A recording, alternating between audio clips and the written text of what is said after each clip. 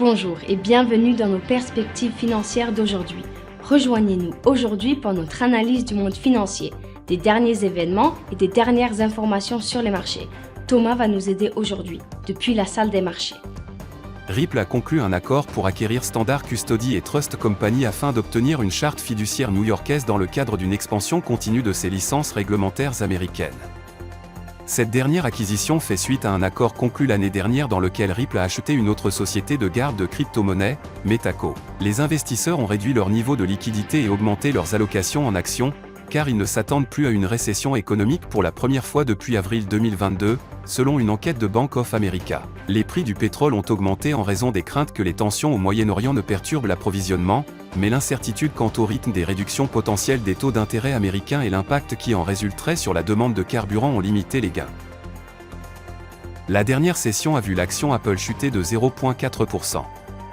L'indicateur CCI indique un marché survendu. La dernière session a vu l'euro chuter de 0,5% par rapport au dollar.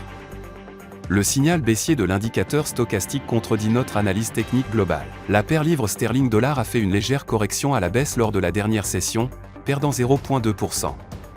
L'indicateur RSI donne un signal haussier. La paire dollar australien-dollar a plongé de 1,1% lors de la dernière session. L'indicateur MACD indique un mouvement haussier.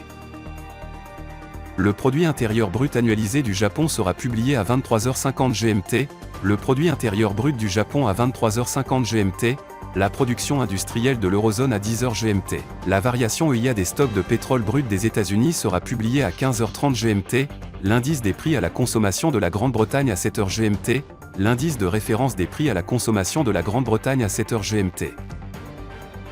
Nous espérons que vous avez apprécié nos perspectives du marché d'aujourd'hui. De la part de toute l'équipe, nous vous souhaitons une journée de trading productive.